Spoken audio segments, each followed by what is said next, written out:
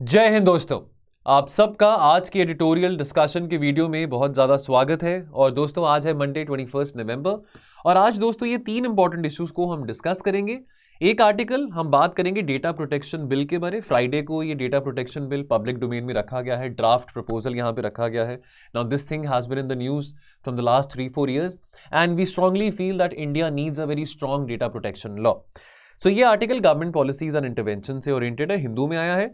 एक फिर article again Hindu में आया है, बात करेंगे लॉस एंड डैमेज फंड के बारे, जो कि अभी रिसेंटली कंक्लूडेड COP27 मीटिंग में सेटअप करा गया है। Now whether this is a cause of celebration for the developing world or not, we will analyze that. And last article we'll talk about the legacy between India and China, and shall we say the nature of conflict between India and China which has evolved in the last 60 years. ये तीनों articles Hindu में आए हैं and the question of the day will be towards the end of the video as you all know. सो दोस्तों पहला article शुरू करेंगे new data protection bill के बारे। अभी जो लेटेस्ट ड्राफ्ट है इस डेटा प्रोटेक्शन लॉ का, ना this was out in the public domain on Friday, the digital personal data protection bill.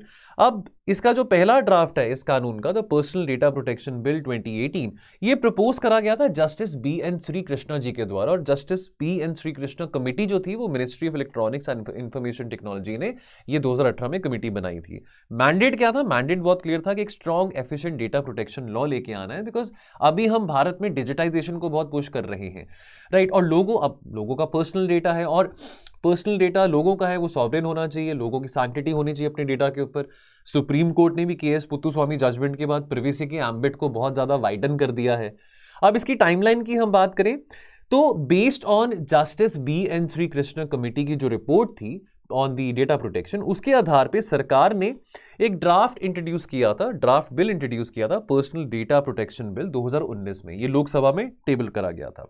उसी दिन लोकसभा में मोशन भी पास करेगी 2019 में, और ये तय किया गया कि चलो अभी इस ड्राफ्ट बिल को हम एक जॉइंट कमेटी पे हम सेंड करते हैं, joint committee of both the houses of parliament. वो इसको स्टडी करेगा बिल को क्लॉज बाय क्लॉज, जो जॉइंट कमेटी होगी, एंड देन आगे देखते हैं कि क्या प्रस्ताव आते हैं। लेकिन फिर उसके बाद पैंडेमिक के कारण काफी डिले रहा लेजिस्लेटिव प्रोसेस में, लेकिन फाइनली दिसंबर 2021 में ये जॉइंट पार्लियामेंट्री कमेटी ने सबमिट करी अपनी report based on the bill, जो कि लोकसभा में टेबल करा गया था 2019 में।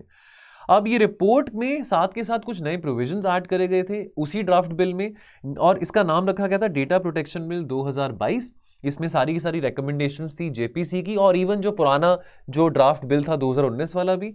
लेकिन अगस्त 2022 में फिर ये बात सामने आई, काफी ज्यादा पब्लिक आउटक्लाश भी हमने देखा।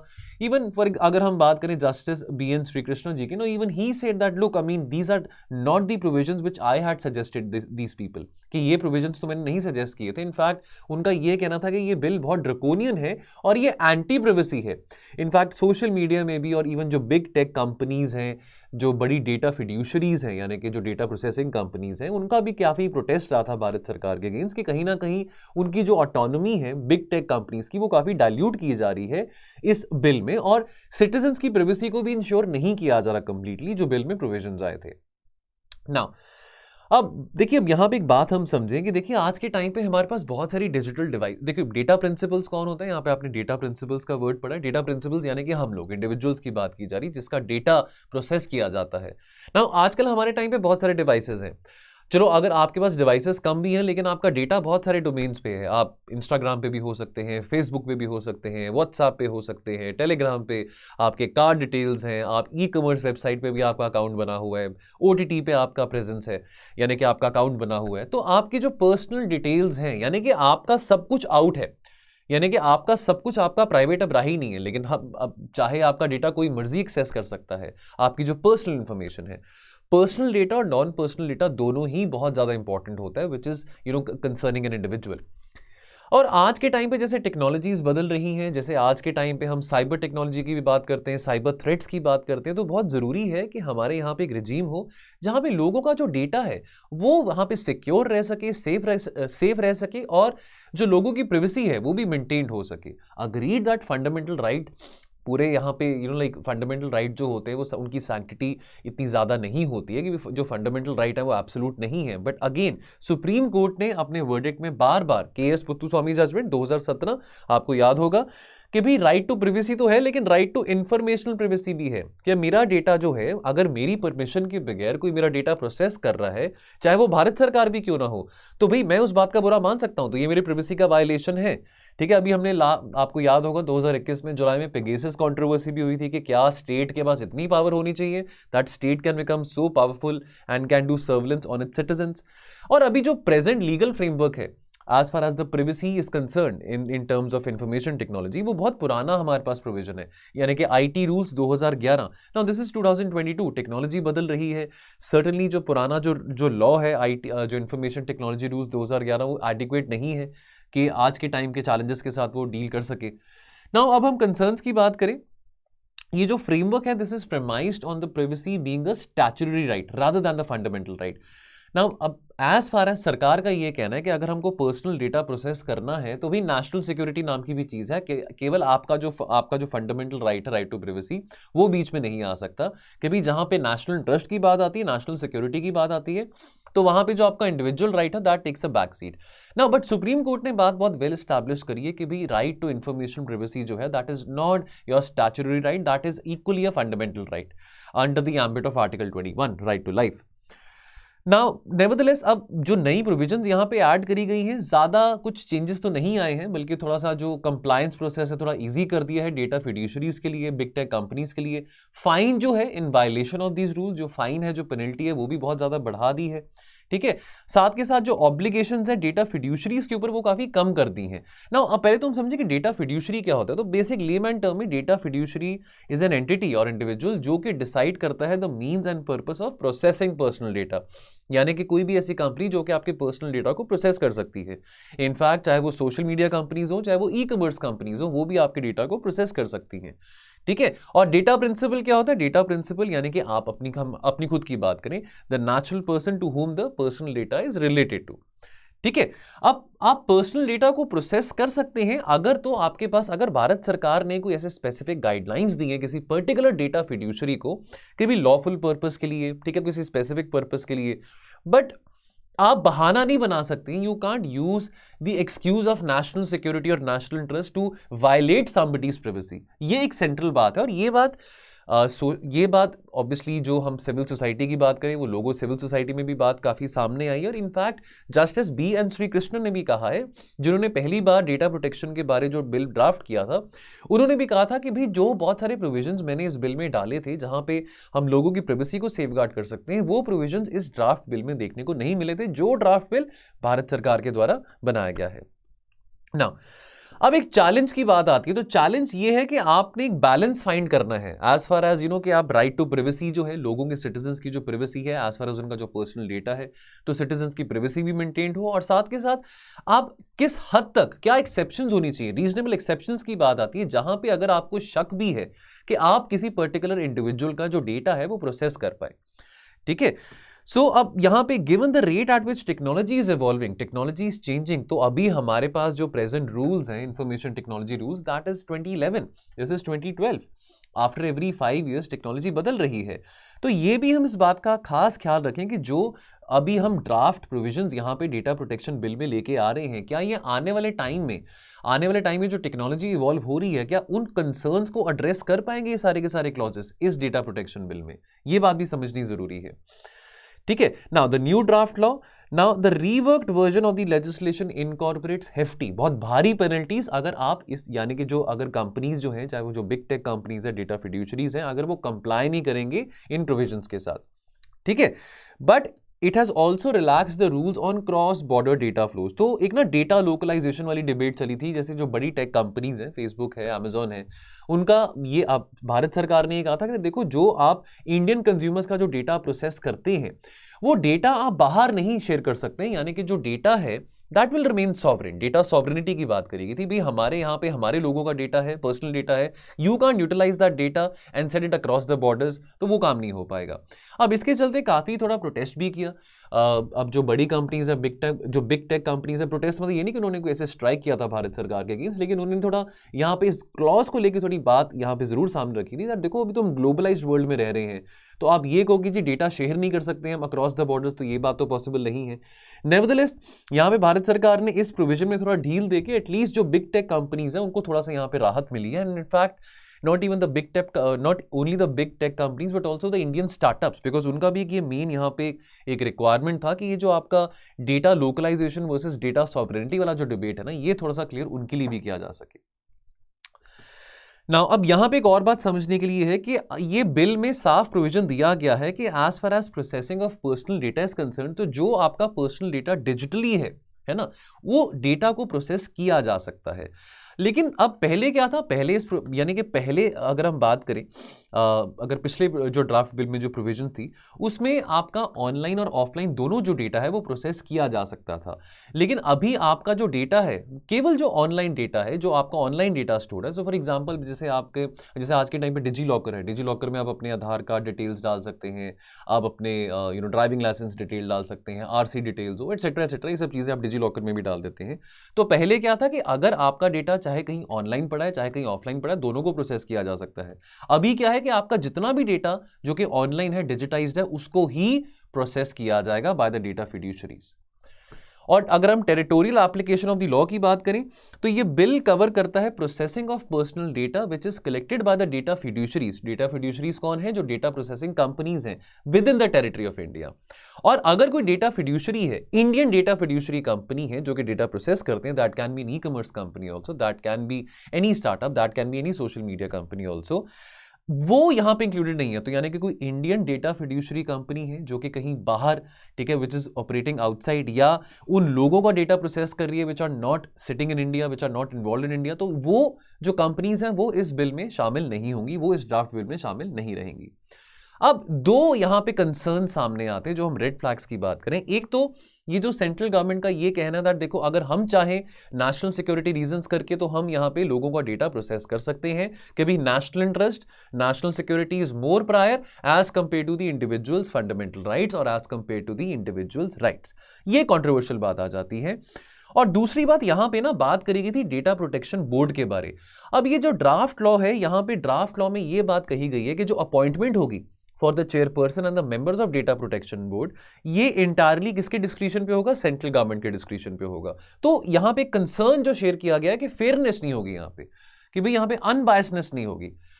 अब भारत सरकार का स्टैंड क्या है डेटा प्रोटेक्शन बोर्ड के चलते? भारत सरकार का यह कहना है कि देखो जो डेटा प्रोटेक्शन बोर्ड है वो बिल्कुल इंडिपेंडेंट होगा, ठीक है। इस बोर्ड में this board will have purely adjudicatory mechanism कि वो डिसाइड कर पाएगा on the issue of data breaches. और साथ के साथ भारत सरकार ने ये भी बोला कि ये जो कोर्ट है this will work like in the same rank as a civil court, और इसकी जो पावर्स होंगी, इसके जो डिसीजन होंगे वो वैसे ही होंगे जैसे कि हाई कोर्ट के द्वारा कोई डिसीजन सुनाए जा रहे हैं। तो भारत सरकार का कहना है कि भी काफी सफिशिएंट इंसेंटिव्स हैं इसको इंडिपेंडेंस देने के लिए, और हमारी इंटरफेरेंस यहां पे डेटा प्रोटेक्शन बोर्ड में नहीं रहेगी। So I mean irrespective of the fact कि डेटा प्रोटेक्शन बोर्ड में जो भी जो चेयरपर्सन होगा, जो मेंबर्स होंगे, वो हम ही अपॉइंट करेंगे, लेकिन हम इंश्योर करेंगे इवन तो हम अपॉइंट कर रहे हैं मेंबर्स को कि वो ऑटोनोमसली यहां पे फंक्शन करेगा, ऑपरेट करेगा। तो यहां पे बात आती है जनरल डेटा प्रोटेक्शन रिजीम के बारे। अगर हम जीडीपीआर की बात करें, जो यूरोपियन यूनियन का मॉडल है, तो जो जीडीपीआर है इसको काफी एज अ एक फोकल पॉइंट लिया जाता है। तो अब जितने भी अब कंट्रीज हैं जो कि अपने डेटा प्रोटेक्शन लॉज बना रहे हैं, तो वो जीडीपीआर को, यूरोपियन यूनियन के जो जनरल डेटा प्रोटेक्शन जो लॉ है, इसको जरूर यहाँ पे मद्देनजर रखते हैं। अब जीडीपीआर को क्रिटिसाइज करा गया है कि बहुत ज्यादा इसमें ना स्ट्रिंजेंट कंडीशंस हैं और काफी ज्यादा इसमें ऑब्लिगेशंस आ जाती हैं as far as for the data fiduciary companies is concern. Obligations data fiduciary companies के लिए हमारे इस ड्राफ्ट लॉ में थोड़ी कम कर दी हैं, लेकिन एक बात है जिसके लिए बहुत प्रेज किया जाता है यूरोपियन यूनियन के इस लॉ को, वो है राइट टू प्राइवेसी, कि भाई वो कॉम्प्रोमाइज नहीं की जा सकती। तो यूरोपियन यूनियन के जो कानून में, जो डेटा प्रोटेक्शन के कानून में, वहां पे जो राइट टू प्राइवेसी है that is enshrined as a fundamental right. हमारे यहाँ पे जो हमने ये जो ड्राफ्ट लॉ बनाया है डेटा प्रोटेक्शन का, वहां पे राइट टू प्राइवेसी एक स्टैट्यूटरी राइट माना जा रहा है, फंडामेंटल राइट नहीं माना जा रहा है। चलिए, सो दोस्तों अगला आर्टिकल यहाँ पे हम बात करेंगे COP27 closes with a deal on loss and damage. तो यहाँ पे जो हमारे यूनाइटेड नेशंस के जो चीफ हैं, अगर हम यूनाइटेड नेशंस के सेक्रेटरी जनरल की बात करें, एंटोनियो गुटेरेस की बात करें, थोड़ी सी यहाँ पे वो चिंता प्रकट करते हैं। तो देखो, अब लॉस एंड डैमेज फंड की बात आती है। देखिए, बहुत एक की डिमांड थी, खास करके जो आइलैंड कंट्रीज हैं, डेवलपिंग कंट्रीज हैं। अब फॉर एग्जांपल अभी पीछे पाकिस्तान में जैसे फ्लड्स आए थे, तो पाकिस्तान का कहना था कि हमारी इकोनॉमी को बहुत नुकसान हुआ है। फ्लड्स, साइक्लोन्स काफ़ी देशों में आते रहते हैं। अब डेवलपिंग देशों का ये कहना था, देखो हमारे यहाँ पे जो डिजास्टर्स हो रही हैं, ये ऐसा नहीं कि कुदरत का कहर है, ऐसा नहीं कि बाय चांस यहाँ पे फ्लड आ गया या साइक्लोन आ गया। This is because of the policies which the developed countries had followed in pursuit of their industrialization, और उसके कारण आज हम जो गरीब देश हैं वो इसका अंजाम भुगत रहे हैं। तो ये बहुत एक अहम डिमांड थी, creation of loss and damage fund by the developing countries. ठीक है, अब ये बहुत अच्छी बात है कि यहाँ पे चलो इस डिमांड को पूरा भी करा गया है, लेकिन फिर भी ज्यादा एम्बिशियस बातें COP27 से निकल के सामने नहीं आई हैं। अब अगर हम बात करें कि भी as far as the mitigation of green house gases is concern, या कैसे आप अडाप्ट कर पाएंगे to the changing environment, to the global warming, to the climate change, उसको लेके यहाँ पे ज्यादा बातें नहीं करी गई हैं। और लॉस एंड डैमेज फंड बना देने से बात खत्म नहीं हो जाती है। चलो, अब एक डेडिकेटेड फंड तो होगा जो कि कॉम्पनसेट कर पाएगा जो बहुत वल्नरेबल डेवलपिंग कंट्रीज है, स्पेशली अगर मैं अगर मैं आइलैंड कंट्रीज की बात करूं, कोस्टल कंट्रीज की बात करूं, जब सी लेवल राइज करता है तो उनको बहुत ज्यादा खतरा है। अब जैसे हमारे पोल्स में से जो आइस है, जो आइस कैप्स है, वो मेल्ट हो रही है, तो सी लेवल राइज करेगा, और डेफिनेटली जो लो लाइंग कंट्रीज हैं, जो कोस्टल एरियाज हैं, जो आइलैंड कंट्रीज हैं, उनको ज्यादा खतरा है। ठीक है, अब पहले तो हम इस बात को समझें, अगर आपसे कोई लॉस एंड डैमेज के बारे में पूछे तो आपने सिंपली क्या बताना है कि लॉस एंड डैमेज रेफर करता है कि जो प्रभाव है, जो इंपैक्ट है क्लाइमेट चेंज का, जिसको आप अवॉइड नहीं कर सकते हैं, ना तो मिटिगेशन के साथ और ना तो अडैप्टेशन के साथ। मिटिगेशन क्या है कि भी आप अपने green house gas target set कर रहे हैं कि भी आप कितने अपनी ग्रीन हाउस गैस एमिशंस को कट डाउन करेंगे टुवर्ड्स 2030, है ना। और एक होता है अडैप्टेशन की भी, अब वातावरण तो बदल रहा है, अब रहना पड़ेगा हमको, ये बात तो एक्सेप्ट कर ली है कि ग्लोबल वार्मिंग है, क्लाइमेट चेंज है, कि भाई ये रियलिटी है, this is not a myth. जैसे डोनाल्ड ट्रंप कहते थे क्लाइमेट चेंज जो है दैट इज ऑल फॉल्स, तो ये रियलिटी है, तो इसके साथ रहना पड़ेगा, अडैप्ट करना पड़ेगा, रेजिलियंस बढ़ानी पड़ेगी। तो एक ये अडैप्टेबिलिटी वाली बात आती है, एक मिटिगेशन वाली बात आती है। लेकिन लॉस एंड डैमेज क्या कहता है कि भाई जो इंपैक्ट्स हैं क्लाइमेट चेंज के, चाहे वो अनसीजनल रेनफॉल्स हैं, साइक्लोन्स हो, whatever it is, forest fires हो, उसको आप अवॉइड नहीं कर सकते केवल अपने टारगेट्स अनाउंस करके, कभी इतने प्रतिशत हम ग्रीन हाउस गैस एमिशन कम कर देंगे आने वाले 7-8 सालों में। और लॉस एंड डैमेज की जब बात आती है, that not includes only the economic damage to the property, but जो लॉस ऑफ लाइवलीहुड्स है, जो डिस्ट्रक्शन ऑफ बायोडाइवर्सिटी है, ये सब चीजें भी आती हैं। और खास करके जब बायोडाइवर्सिटी की बात आती है, फॉरेस्ट की बात आती है, इकोसिस्टम की बात आती है, चाहे वो मरीन बायोडाइवर्सिटी हो, चाहे वो टेरेस्ट्रियल बायोडाइवर्सिटी हो, तो इसकी कल्चरल सिग्निफिकेंस भी बहुत होती है। बहुत सारी कम्युनिटीज हैं, वल्नरेबल कम्युनिटीज हैं, जो कि नेचर के साथ बहुत कनेक्टेड हैं, जंगलों के साथ बहुत कनेक्टेड हैं। लेकिन डिसअपॉइंटमेंट की बात यहां पे करें, अब इस पूरे एग्रीमेंट में, इस पूरे समिट में इतनी कोई ज्यादा एम्बिशियस बात ही नहीं थी जहां पे क्लियर कट ये बात सारे देश इकट्ठे होकर बोल सके कि भी क्या हम एक्शन लेंगे as far as the emission reduction is concern. ठीक है, इनफैक्ट यहां पे कोशिश करी गई थी डेवलपिंग कंट्रीज के द्वारा भी कि कैसे और हम स्ट्रॉन्गर प्रोविजंस लेके आ सकते हैं as far as the emission reduction is concern. Now अब यहां पे बात आती है, फिर से वो डिबेट यहां पे चली थी phase down versus phase out वाली। अब ऐसा ना कि डेवलप्ड देशों ने कहा that the ball lies in the court of countries like India and China, that look हम तो कह रहे हैं दैट वी आर रेडी कि हम कोल को कंप्लीटली फेज आउट कर देंगे, बट अगेन वही बात आती, वही डिबेट यहां पे सामने आ जाती है that the developing world is saying one thing, India and China they are saying one thing, that it is not that we are loving coal, it is not that कि हमको बहुत प्यार है कोल से, कि हमने कोल से ही बिजली बनानी है। लेकिन एकदम से अभी हम इतना जल्दी ट्रांजिशन नहीं कर सकते हैं, लेकिन हम एटलीस्ट कमिटमेंट कर सकते हैं कि हम सारे के सारे फॉसिल फ्यूल्स को with in a specific timeline phase down कर देंगे, कंप्लीटली यूज करना बंद कर देंगे। लेकिन क्या जो डेवलप्ड कंट्रीज हैं वो इस कमिटमेंट में आने को तैयार हैं कि नहीं है? तो डेवलप्ड कंट्रीज ने यहाँ पे अगेन कहा कि भी हम तो तैयार हैं, लेकिन हम ये पहल हम नहीं करेंगे, ये पहल डेवलपिंग देशों को करना पड़ेगा। अब यहाँ पे यूरोप को भी मुसीबत आ रही है, क्योंकि अब नेचुरल गैस यूरोप में नहीं जा पा रही, रशिया ने बैन कर दिया नेचुरल गैस को। अब यूरोप में भी आगे सर्दी है, तो बिजली की नीड्स के लिए वो भी कोल को बर्न करेंगे, तो अब वो हेसिटेट कर रहे हैं इस पूरी डिबेट में, phase out versus phase down debate में। ठीक है ना, अब क्या ये एक खुशी की बात है, सेलिब्रेशन की बात है? देखिए, जो डेवलपिंग कंट्रीज हैं, जिन अब पाकिस्तान की भी बात करें, चलो पाकिस्तान है, बांग्लादेश है, इंडिया है, श्रीलंका है, हम सब डेवलपिंग देशों की बात करें, वो बहुत सिवियरली इंपैक्ट होते हैं क्लाइमेट डिजास्टर्स के साथ, and they are still quite a distance away from being able to access the financial resources. ठीक है ना, अब चलो ये फंड बना दिया आपने, अब इस फंड में कौन पैसे देगा, कैसे पैसे देगा, किस तरीके से पैसे देगा, इसको मैनेज कौन करेगा, ये सब बातें कौन क्लियर करेगा? ये सब बातें तो क्लियर करी नहीं आपने। तो केवल फंड बना देने से काम खत्म नहीं हो जाता। ठीक है। अच्छा, ये फंड बनाने से एक और बात भी सामने यहाँ पे आती है। देखो, अब जो वातावरण को प्रदूषित कर रहा है, चाहे कोई बड़ी कंपनी है, चाहे कोई एमएनसी है, चाहे वो एमएनसी किसी बड़े देश में हो, किसी डेवलप्ड देश में हो या किसी डेवलपिंग देश में हो, वो ऐसे नहीं जा सकता, वो स्कॉट फ्री नहीं जा सकता, फ्री में नहीं जा सकता। ठीक है, उनको पे करना पड़ेगा। दे विल हैव टू पे फॉर द कॉन्सिक्वेंसेज जो कि वो एनवायरमेंट को कर रहे हैं, जिसके चलते ग्लोबल वार्मिंग बढ़ रही है।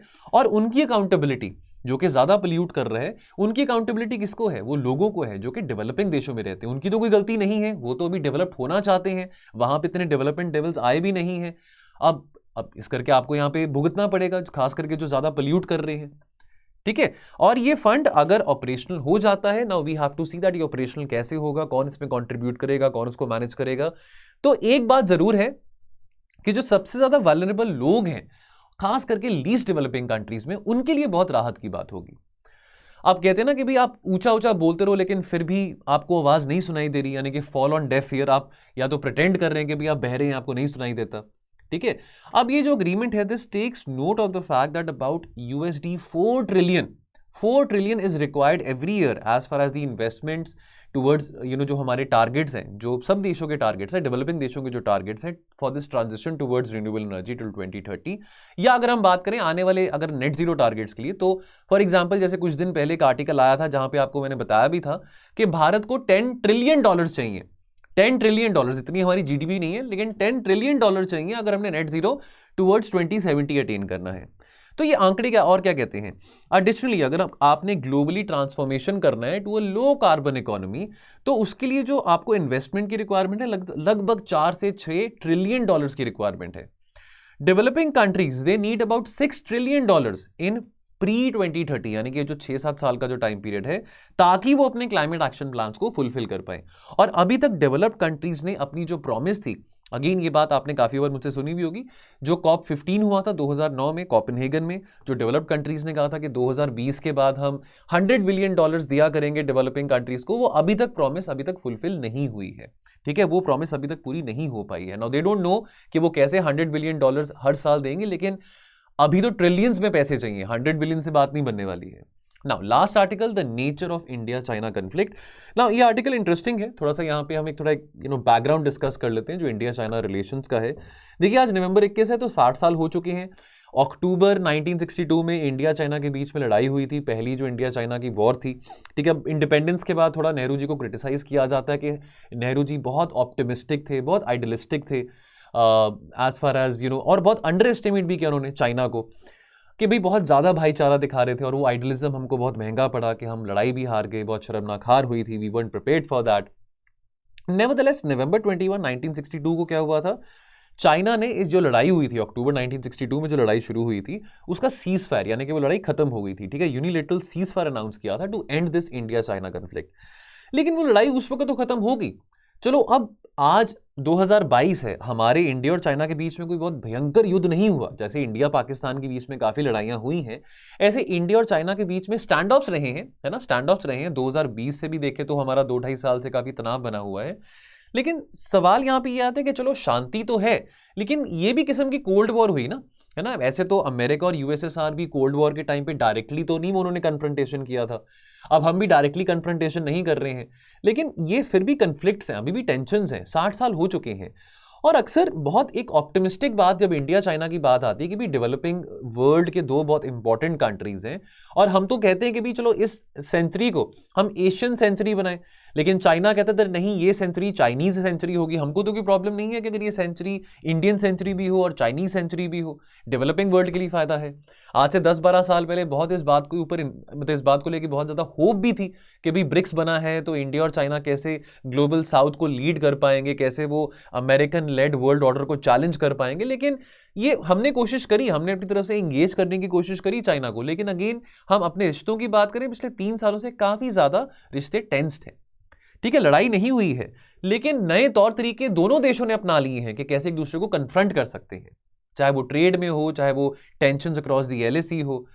अब मोस्ट रिसेंटली क्या हुआ था, तो यहां पे आपके सामने फोटो आपको दिख रही होगी, जो कि कमांडिंग ऑफिसर थे, जो गलवान घाटी में इंसिडेंट हुआ था, कर्नल BN संतोष बाबू, जो कि 16 बिहार रेजिमेंट को जिन्होंने कमांड किया था। तो बहुत अनफॉर्चुनेट इंसिडेंट हुआ था 15 जून 2020 को, जो गलवान घाटी में हुआ था, जहां पे चाइना के जो PLA यानी कि जो चाइना के जो पीपल लिबरेशन ऑफ आर्मी के जो जवान थे, उन्होंने हमारे 20 जवानों को मारा था, हमारे 20 जवानों को शहादत मिली थी। उन्होंने भी बहुत बहादुरी से लड़ा, जो हमारे 20 जवान थे, जो हमारे कमांडिंग ऑफिसर थे, जिस टीम को ये हेड कर रहे थे, उन्होंने बहुत बहादुरी से लड़ा था। इनफैक्ट इसको लेके बाद में बहुत डिस्प्यूट भी आया था। हमने कहा था कि हमने भी बहुत सारे चाइनीज सोल्जर्स मारे हैं, लेकिन चाइना इस बात को इंकार कर रहा था। चाइना कह रहा था नहीं, कैजुअलिटीज हमारी साइड पे नहीं हुई हैं, केवल इंडिया की साइड पे हुई हैं।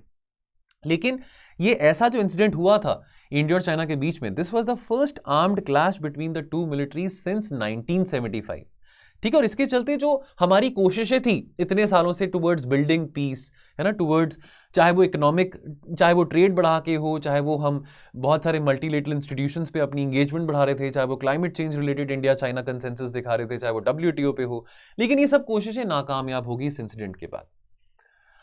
तो लॉन्ग हिस्ट्री की बात करें, जो पहला एवर आर्म्ड क्लैश हुआ था between the People Liberation of Army of China and the Indian Armed Forces, that happened in August 1959. ये कहाँ हुआ था ना? This is a precursor to the India China war which happened in 1962। तो दो जवान थे 9 असम राइफल्स के, जिनको PLA यानी कि जो चाइना की जो पीपल लिबरेशन ऑफ आर्मी है, तो हमारे दो जवानों को कहाँ मारा गया था? लॉन्गजू में, जो कि सुबानसिरी फ्रंटियर डिवीजन, यानी कि हम नेफा की बात करें, नॉर्थ ईस्टर्न फ्रंटियर एजेंसी नेफा, तो सुबानसिरी फ्रंटियर डिवीजन जो कि अरुणाचल प्रदेश में, वहां पे हमारे दो जवानों को मारा गया था। तो ये प्रीकर्सर बनता है और इसके चलते एस्केलेशन हुआ, बॉर्डर क्लैशेस शुरू हुए, ठीक है, and that led to India and China to fight a border war in 1962।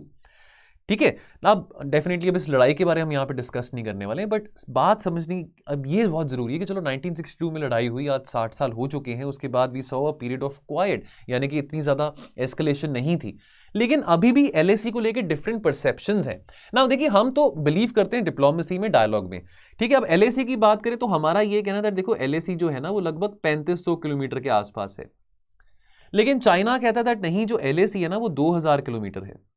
अब चलो, अब इसको लेके हम बातचीत कर सकते हैं, रिजॉल्व कर सकते हैं, हम कंसेंसस बना सकते हैं, लेकिन आप आके बात तो करो। लेकिन चाइना बिलीव नहीं करता डायलॉग में, बातचीत में, डिप्लोमेसी में, वो नहीं बिलीव करता। फिर हम बात करें सुमदुरोंगचू की, तो देखिए अब 1986-87 में क्या हुआ था, अगेन थोड़ी एस्केलेशन हुई थी। 1986 में अरुणाचल प्रदेश को स्टेटहुड मिला, है ना। उसके अब चाइना को डेफिनेटली बात पसंद नहीं आई थी, तो चाइना ने यहाँ पे इन्वेड किया। मैं आपको यहाँ पे, अगर मैं आपको लोकेशन भी दिखा दूं आगे आपको यहाँ पे मैप में, ये है आपका सुमदुरोंगचो। अब जो सुमदुरोंगचो है, ये देखिए कहाँ पे, तिब्बत और अरुणाचल के बॉर्डर पे लाई करता है, ठीक है। और ये आपकी जो रेड लाइन आप देख रहे हैं, मैकमोहन लाइन, ठीक है, यानी कि जैसे रैडक्लिफ लाइन है, दुरंद लाइन है, रैडक्लिफ लाइन जो कि इंडिया पाकिस्तान के बीच पे बनाई गई थी, मैकमोहन लाइन जो कि बॉर्डर डिमार्केट करता है इंडिया चाइना के बीच में। चलो, अंग्रेजों ने लाइन्स बनाई है, लेकिन चाइना कहता है कि हम किसी मैकमोहन लाइन को नहीं मानते हैं, ठीक है। कमिंग बैक टू सुमदुरोंगचू, अब यहाँ पे सुमदुरोंगचू में एस्केलेशन हुआ 1986-87 में। फिर से जो जवान थे हमारे भारत के और चाइना के, आप एक दूसरे के सामने वो आए, एक दूसरे के साथ ऐसी सिचुएशन थी कि लड़ाई हो सकती थी, लेकिन लड़ाई नहीं हुई, ठीक है। 1988 में राजीव गांधी, अब राजीव गांधी से पहले 1954 में राजीव गांधी के नाना जी यानी कि पंडित जवाहरलाल नेहरू जाते हैं चाइना, पहले प्राइम मिनिस्टर जो कि चाइना जाते हैं। उसके बाद राजीव गांधी 1988 में जाते हैं, और वहां पे राजीव गांधी की बहुत अच्छी मीटिंग होती है। वहां पे डेंग जियाओपिंग, तब चाइना के जो प्रेसिडेंट थे, वो ये कहते हैं ना, देखो ऐसा है, ये बात मैं आपको वैसे पहले भी कह चुका हूं कि हमारे इंडिया और चाइना के बीच में काफी मुद्दे हैं, काफी ऐसे इश्यूज हैं, टेंशंस हैं, लेकिन अब ऐसा है कि काफी मुद्दे अभी हम सॉल्व नहीं कर पाएंगे, आने वाली पीढ़ी पे छोड़ देते हैं कि क्या उनका विवेक होगा, क्या उनकी समझदारी होगी। So accordingly they will be able to make consensus if we are not able to make consensus between the issues which are bothering the both of us, India and China, ठीक है। चलिए, यहां पे मैप आ गया। अब आपको यह पता होना चाहिए कि 5 ऐसे कॉन्फिडेंस बिल्डिंग अग्रीमेंट्स हैं इंडिया और चाइना के बीच में। एक तो 1993 का अग्रीमेंट है, उसका नाम है maintenance of peace and tranquillity along the line of actual control. उसके बाद this was followed by the November 1996 agreement, जहां पे कॉन्फिडेंस बिल्डिंग मेजर्स की बात करी गई थी इन the military field along the LAC। फिर अप्रैल 2005 में मॉडलिटीज डिस्कस करी गई थी ऑफ द सेम अग्रीमेंट, जो कि 1996 में बनाया गया था, modalities for the implementation of the CBM in the military field. Then उसके बाद 2012 में लेट्स नॉट फॉरगेट 2013 में there was a 3 weeks long stand off in the Depsang plains in the Ladakh sector. Now working mechanism बनाया गया था for consultation and coordination on the India China border affairs and 2013 में, अक्टूबर 2013 में BDCA यानी कि border defence cooperation agreement बनाया गया था। And again I repeat, this came 15 अप्रैल से लेके 5 मई 2013 तक 3 वीक्स के लिए there was this long stand off in the Depsang plains. China का ये कहना है कि जो दिप्सांग है वो भी हमारा ही हिस्सा है, कि वो LAC में नहीं आना चाहिए। That is also very integral part of the Aksai Chin, that is also very integral part of the अखंड China, as China says that.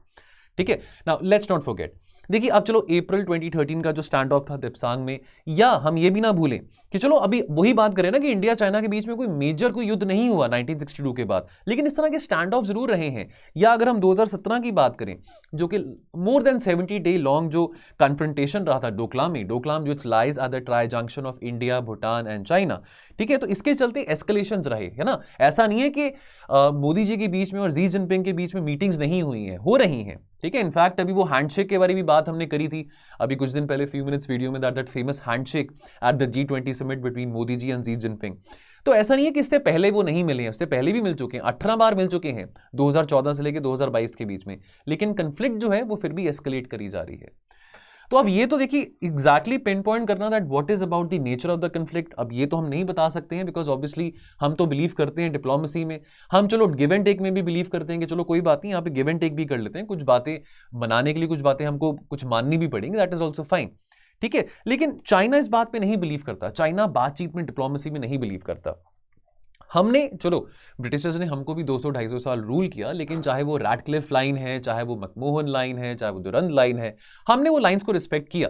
ठीक है, टेरिटोरियल डिस्प्यूट्स हमारे भी काफी देशों के साथ रहे थे, इंटरनली स्टेट्स के साथ भी बहुत चैलेंज आया था, merger of the states to form the union of India, उसको लेके भी चैलेंज रहा था। लेकिन चाइना तो आउटराइटली कहता है कि भी हम किसी मैकमोहन लाइन को नहीं मानते हैं, और चाइना का ये कहना है कि जो मैकमोहन लाइन जो कि ब्रिटिशर्स ने डिमार्केट करी थी इंडिया चाइना का बॉर्डर स्टैब्लिश करने के लिए, हम उसको नहीं मानते, नहीं स्वीकार करते हैं। इसी करके चाइना की कोशिश रही है कि कैसे, चाहे वो LAC, चाहे वो ईस्टर्न सेक्टर ऑफ LAC की बात करें, चाहे वो अरुणाचल की बात करें, चाहे वो लद्दाख सेक्टर की बात करें, चाइना की कोशिश रहती है कि कैसे इंडिया को यहां पे एंगेज कर सकते हैं और कैसे इंडिया को एक प्रेशर सिचुएशन में डाल सकते हैं। Now, we saw this famous handshake between Xi Jinping and Narendra Modi this month during the recently concluded G20 summit. इससे पहले 2 महीने पहले सितंबर में समरकंद में जो शंघाई कोऑपरेशन ऑर्गेनाइजेशन मीटिंग हुई थी, वहां पे भी उम्मीद थी कि जी जिनपिंग और मोदी जी के बीच में बातचीत होगी, लेकिन इमेजेस जो सामने आ रही थी वो क्या थी कि दोनों एक साथ खड़े हैं, लेकिन कोई हैंडशेक नहीं था, कोई बातचीत नहीं हो रही थी। डेफिनेटली अब जो G20 की मीटिंग में जो हैंडशेक हुआ है दोनों लीडर्स के बीच में, जो पब्लिक डोमेन में हम फोटोज भी देख रहे हैं, this comes after the more than जो 2 साल से ज्यादा का जो स्टैंड ऑफ रहा है इंडिया और चाइना के बीच में क्रॉस दी LAC, उसके बाद अगर जी जिनपिंग और मोदी जी के बीच में कोई बातचीत हुई है तो वो आज हुई है, इससे पहले 2019 में हुई थी, और 2020 में फिर वो स्टैंड ऑफ शुरू हो गया था क्रॉस दी LAC। अब गलवान घाटी में जो इंसिडेंट हुआ 2020 में, इसके चलते definitely that shattered a lot of hopes, जो ऑलरेडी ऑनगोइंग इनिशिएटिव्स थे इंडिया चाइना के बीच में, जिसको कंसोलिडेट करने की उम्मीद थी। Now at the end of 60 years having tried all the peace building measures, the confidence building measures, we are somewhere back to square one. ठीक है, अब कहीं ना कहीं अभी भी इंडिया और चाइना के बीच में वैसी ही टेंशंस हैं। नाउ अगेन एक फुल स्केल वॉर नहीं होगा, बट चलो हम भी अब कोशिश कर रहे हैं चाइना को कंटेन करने के लिए, क्वाड में, है ना, इंडो पैसिफिक में काफी बातचीत हो रही है, हम लाइक माइंडेड अलायंसेस की हम बात कर रहे हैं, अमेरिका के साथ फ्रेंडशिप बढ़ा रहे हैं, but somehow we have to find a middle ground जहां पे इंडिया और चाइना दोनों जो हैं कोऑपरेशन दिखा सकते हैं। I keep on saying that the developing world needs cooperation of China and America, but I will also say that South Asia, or shall we say the whole of Asia, not only South Asia, but the whole of Asia needs a lot of cooperation, lot of, like good bonhomie between China and India. Now, the question of the day is, while a fund for loss and damage is very essential, it's not an answer if the climate crisis washes a small island state off the map. ये जो statement है, ये UN के जो secretary general हैं Antonio Guterres, उन्होंने कही है, उस कंटेक्स्ट में आपने कमेंट करना है 150 वर्ड्स में। आप इस क्वेश्चन को आंसर कर सकते हैं हमारे टेलीग्राम ग्रुप में, editorials with mains answer writing, if you want to be a part of this group. So while watching the video, you can check the description box and you can click on this link. By clicking on this link, you will be redirected to our Telegram channel and आप इसका member बन सकते हैं। और यहाँ पे best answer, model answer दोनों ही शाम को 6 बजे यहाँ पे पिन किया जाता है। दोस्तों जो बेस्ट आंसर है वो आपको यहाँ पे टेलीग्राम ग्रुप में पिन कर दूंगा, अभी बेस्ट आंसर मेरे पास नहीं आया था। एंड बाकी दोस्तों जाने से पहले आपको बस एक इन्फॉर्मेशन देना चाहता हूँ कि प्रीलिम्स का जो क्रैश कोर्स है वो हमारा 28 नवंबर से शुरू होने वाला है। असंभव को संभव करेगा हमारा प्रीलिम्स का क्रैश कोर्स।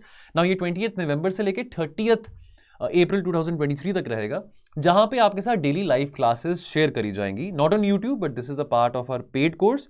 नाउ अब जैसे मंडे टू सैटरडे है 11 AM टू 1 PM 2 घंटे की लाइव क्लास रहेगी। तो 28 नवंबर से एनवायरमेंट जो कि मनमीत मैम पढ़ाते हैं, तो एनवायरमेंट की क्लासेस से हम अभी इस क्रैश कोर्स की शुरुआत कर रहे हैं। स्टैटिक कंसेप्ट्स और करंट अफेयर्स दोनों ही कवर करे जाएंगे। तो ऐसा तो नहीं है कि केवल करंट अफेयर्स ही आने वाले हैं आपके प्रीलिम्स में, स्टैटिक कंसेप्ट्स को भी रिवाइज करना बहुत जरूरी है। एंड इसमें 4000 से ज्यादा क्वेश्चंस होंगे आपको प्रैक्टिस करने के लिए, 8 फुल लेंथ टेस्ट मिलेंगे, इसमें पर्सनल 1-on-1 मेंटरशिप भी अवेलेबल है। बोनस क्या है कि यहाँ पे CSAT क्लासेस भी इंक्लूडेड है, all at a price of 10,799 and you can use this coupon code संभव। वैसे तो उसका प्राइस जो है 11,999 है, लेकिन अभी अगर आप इस कोड को यूज करेंगे जो कि 30 नवंबर तक वैलिड है, तो आपको ये कोर्स कितने का पड़ेगा, 10,799 का। कॉम्प्रिहेंसिवली आपकी प्री की तैयारी कंप्लीट होगी, static, current affairs, CSAT, MCQs, test series, everything would be covered here. So अगर आप इसके बारे में इंफॉर्मेशन लेना चाहें तो आप हमारे टोल फ्री नंबर पर कॉल कर सकते हैं। बाकी दोस्तों आपसे इजाजत लेता हूं, मिलूंगा आपको मैं कल और एनालिसिस के साथ। आप अपना ध्यान रखें और पढ़ते रहें। जय हिंद।